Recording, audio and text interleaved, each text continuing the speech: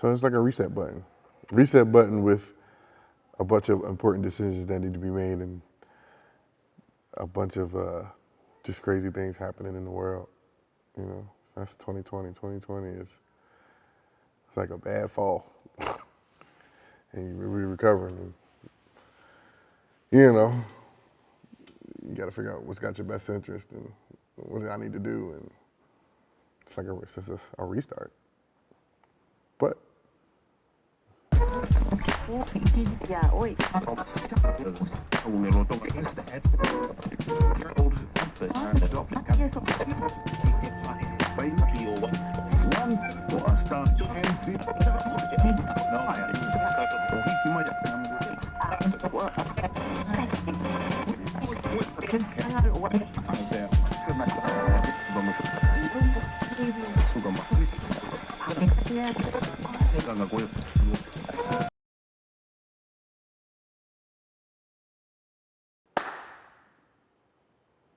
what's up?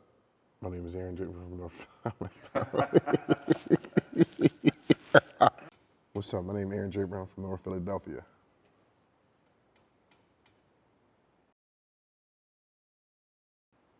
So I'm a musician. I am a artist. I'm a producer. I am an entrepreneur. Travel and play with a ton of great artists: Adele, John Mayer, Jill Scott, Erykah Badu, Eminem. Even more the roots sometimes. It's just a long list of people. That just entails me traveling and going to city, maybe being in the studio, maybe even playing on TV, maybe playing the track. They call me for the job. It's a blessing. You work hard to get there. Started at 6. Started when we were 6. Because obviously, we used to go to a church that had no music. Used to clap our hands and stuff, and no music, and I was one of those musical guys in there. And, man, here we are, 20 years later.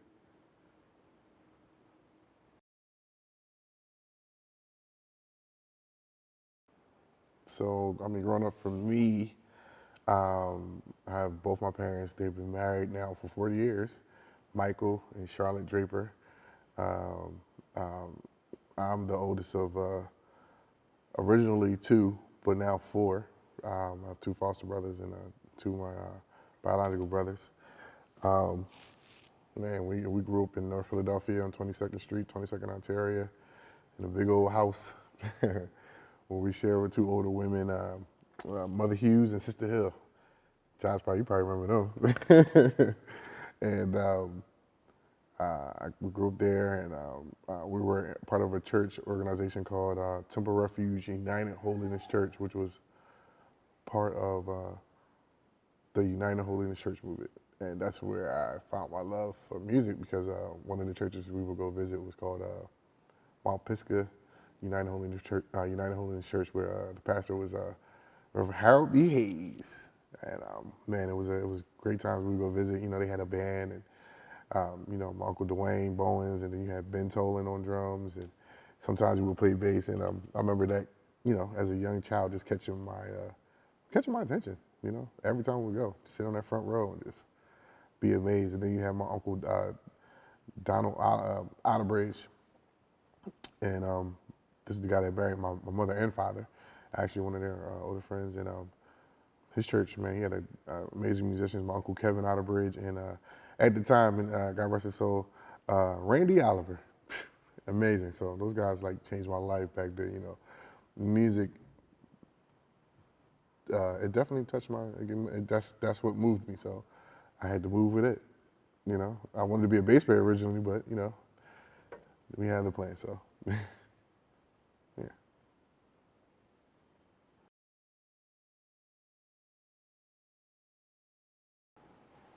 Man. So music for me is music is my escape. It's my gift that was given to me. Music is my go-to when I'm stressed, or I got things on my mind. Music is my expression, my language, how I talk, how I communicate. Music, man, it just music.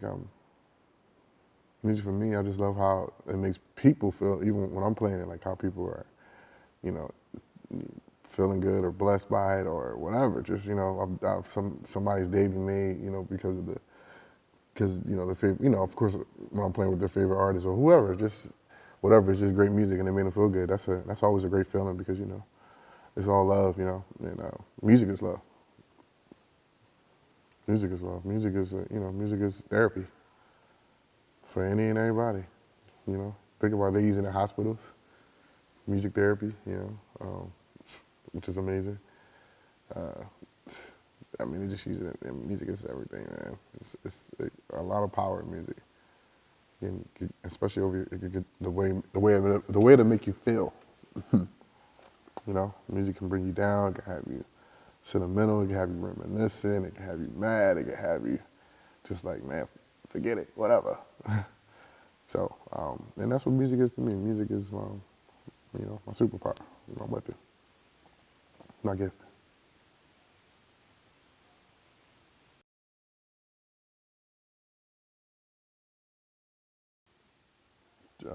Drums, drums, I think drums are my go-to because it was like they move you. Somebody playing something good, solid, and a good beat. Forget all the chops and stuff first. Somebody playing a grooving beat. Eventually, it's gonna get infectious, and the next person is gonna start. You're gonna find yourself doing this. It's all about what it do. Rhythms, tones. The energy that comes from the drum. They can heal you. You know, it just make you feel good. That's why I like drums. Now, I will say that I wanted to be a bass player at first, but that didn't fall into my lap, unfortunately. I did get piano lessons, but we didn't make it do that. So I ended up on drums, and you know, I like them. Drums are great. My first introduction to them was watching my Uncle Ben. I'm always go back to him because Monterey Church of God, Monterey Church of God, Jesus. Mount Pisgah United Holiness Church was a place where what we didn't have at our church, which was Temple Refuge, as you know that we all went to. We didn't have music there. We did maybe later on. We probably had like one guy. You probably remember this dude, Brother McFadden. So he was okay for what he was, but going to Mount Pisgah was like it was a little bit more evolved there. And Voices of Fellowship, my Uncle Diamond Church, were evolved musicians. So those were dope times for me because the music was evolving and it was like, oh, these chords, they can play these chords. Oh, that's cool. Oh, this is nice. This does, So, yeah, drums. That was my first. That was my first love and go to. My first, that drew me in. If any instrument, I wish I could have played though. Bass and keys and yeah, that would be nice. But moving on. Yeah.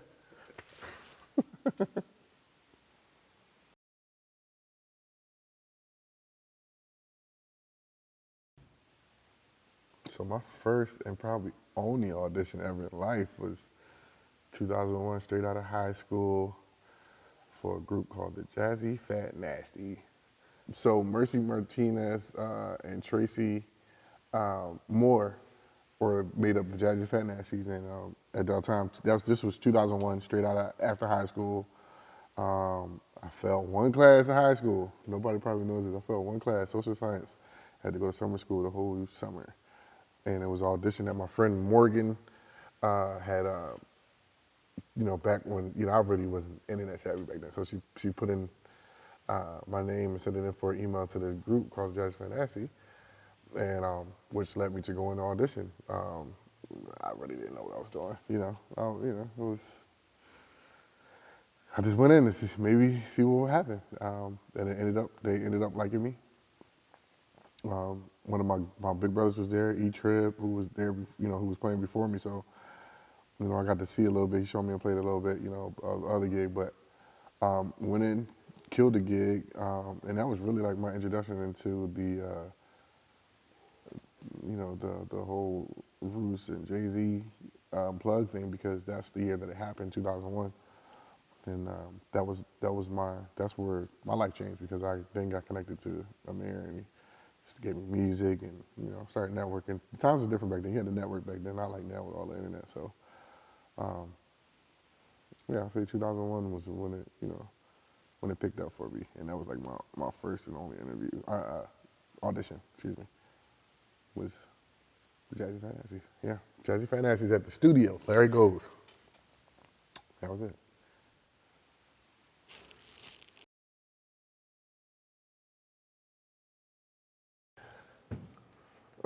Man, I can think. I mean, I have so many performances I can think of that's been memorable. I mean, one is in 2012, Coachella, Dr. Dre, Snoop Dogg. I mean, crazy, amazing experience. Almost like I was from the West Coast. Shout out to Dr. Dre and Uncle Snoop, and happy belated. Yeah, man, it was incredible, because we did a hologram during the show. And the hologram was a Tupac hologram. So during rehearsals, when they unveiled the Tupac hologram and let us see it for ourselves for the first time, it was just like, whoa, this is incredible. It looks just like Tupac. This is bananas. Wow, okay. And we're going to be on stage with that, and it's going to perform. We're going to be doing like Hail Mary and all these songs. Okay, wow. Wow, this is big. So, 2012 Coachella, been in LA for almost a month and a half, rehearsing for that. It was experience. It's almost like I was from the West Coast. Just like that era when we was coming up and West Coast rap was coming out. It was like, whoa, this is what it was like. I mean, of course, all the crazy stuff has probably happened since then, but at the time, it was a great experience, man. Shout out to Dr. Dre, man. He's a great dude. It was dope.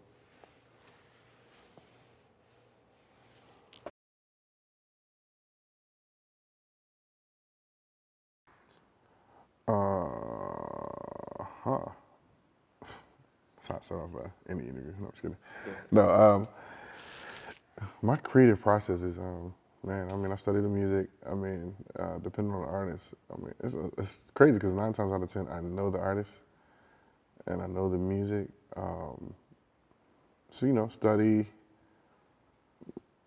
taking the stuff I will play in my head. It's more of a process. It's just, put myself in a situation in my mind first, and listening to the music, studying, playing with it a little bit, and jumping into it in rehearsals, and seeing where I fit in, and what parts I need to play, or what is it here, or what will sound great if I play this. So that's more of that's the process. It's how we're gonna make this music with this artist sound amazing, and want them to have you there every time, and be happy with what you're playing and what you're bringing to the table. I try to make sure I bring my excellence, everything I can do the best of my abilities to, any gig that I'm on. So, yeah, I think that's the process. Study, relax, take your time, live with the music, for as long as you got till it's time for rehearsal. Just refresh the mind. Sleep. I used to sleep with music on. That's really how I know a lot of music too. Just for nights, and especially when I was younger, just music. So, just to make sure that it's part of me. That's where I get to, basically, in my creative process. So, yeah, that's it.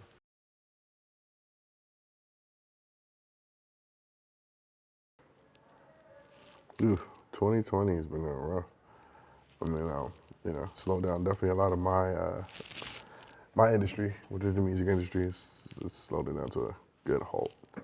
My last gig was in Vegas with John Legend on Valentine's Day, and that's when it took off. And I've been home. This probably, in reality, this is probably the most I've even seen my own house. Literally, like almost like it's almost a year I've been in my house, and I've been in the house for probably almost 2. So that's funny. Um, I mean, it's ups and downs. The upside of it is I got to you get to get things done. Um, you get to figure out what moves you're gonna make, in this time right now, because it's different. You got to move different and plan different, and make your best. Your next move, your best move. Being home has given me a chance to invest in other things. New property. Um, um, you know, take time to record more. Spend some time with my family when I can. It's just giving me a time to reset from almost really probably touring every year for the last 4 or 5 years straight. Straight, because I've been probably touring straight for the last couple of years. So it's like a reset button with a bunch of important decisions that need to be made and a bunch of just crazy things happening in the world. That's 2020. 2020 is it's like a bad fall, and we're recovering. And, you got to figure out what's got your best interest and what I need to do, and it's like a restart. But you make the best of it. You make the best of what it is and what it brings. That's all we can do. Especially we're losing a lot of families and everybody and people close to us, and it's rough. But we'll make it. We will make it.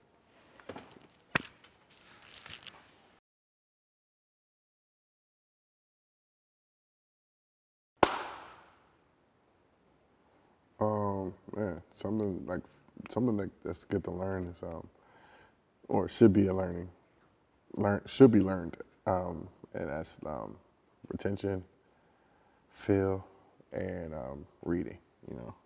All three are fundamental. Being able to follow a sheet music and feel is just great, because if you have the feel of the song, especially for an artist, so you just have the right feel, get you so far. And retention is a great thing, because sometimes you won't be on a gig where you are reading. So retention has to be great. Be able to pick it up. Maybe after even the first or the second go round. So those are some things. There's more, but those are my three. I'll give you an extra one. Rudiments. Learn those still. Which are? Rudiments are, the paradiddles, your left, right strokes, 3-stroke, 16-note strokes. That's rudiments are all those little things that are in between when we're taking a solo or playing a song. It's the approach. It's what you use. That's a rudiment, single, double rudiment, I guess I can say. Yeah.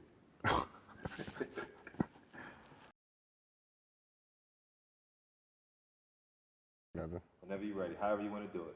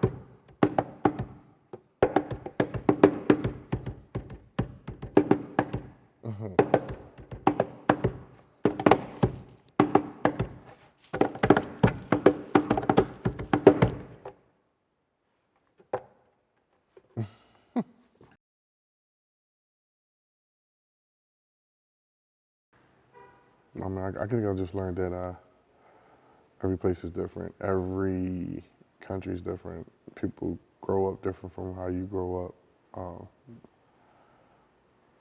It's just, everywhere life is different, The same, but different. Um, that's what I've learned in a lot of my travels. And then just playing with different artists, I've learned different things. With Adele, I learned a lot of patience because the music is a little delicate, more straight on pop. And then, Rihanna and all the others more high energy. So, it's I've learned how to, you know, save my money on tour, or little things like that, or just how you conduct yourself, or what not to do, what to do, you just I don't know, just grow up. You just learn. You just growing. You just soaking in everything that you see. It's knowledge. It's different sites. It's historic places. It's everything. So I've seen and just learned a lot. It's just cultured me and made me have a different appreciation for just for everything I've done, everything I've been, I've been blessed to do. Because it's a blessing. Because a lot of people haven't done this, or can say they've done this, or even been outside of their hood, block, neighborhood, all of that. So I'm thankful.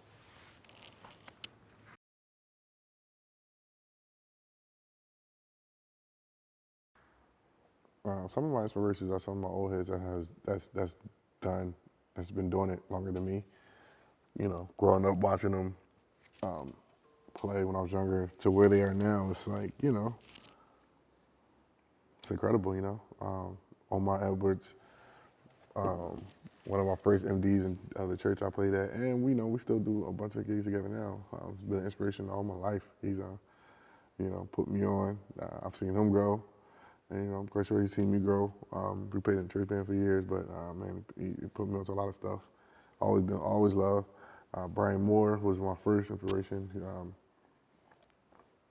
He was the first one, like, to me, when I was coming up out of Philly, that I knew, doing what I wanted to do. And when I saw a video of him playing with Genuine Aaliyah, that's when I knew that's what I wanted to do. It was like, I want to do music. And then you got John Roberts and, one of my OGs, Andre Harris, and Fidel Davis and Keith Pelzer, and all these guys are like Philly hero legends that were, our old heads. So now I'm trying to be inspiration to my young boys because I'm the old head now. So, but those were my early inspirations. Just music, just the energy of music and what it did. It was that always inspired me. And then seeing my people that I grew up around and know do it just inspired me to do it, and just inspired my life. So here I am.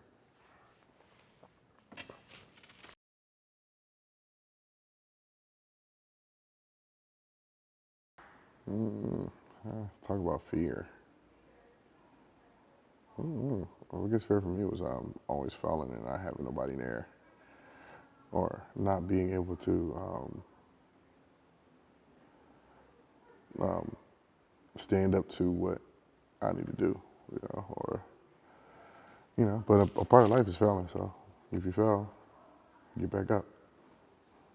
Then you overcome that fear. And I've overcome a lot. Even with me dating, like having a girlfriend now, it's tough because she works. She's still working, and she's a lot busier than I am right now. So that's the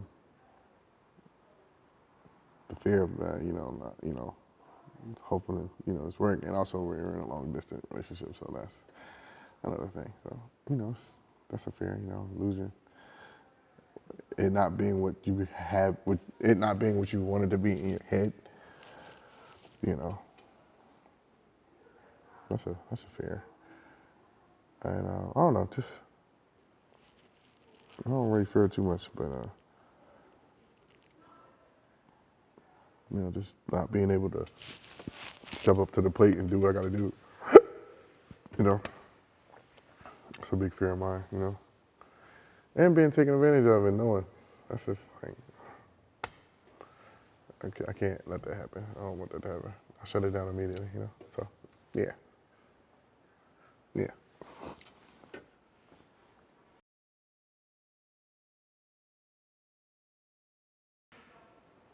Man, I mean, a great piece of advice is,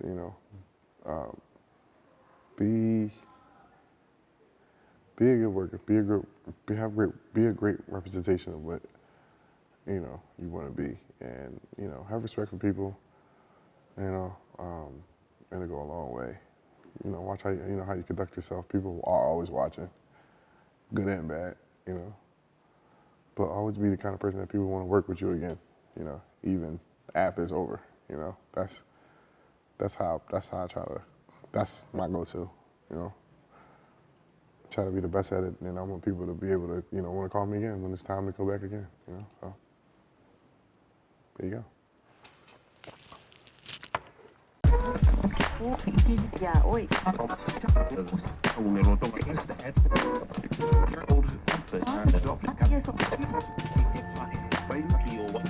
One for a start.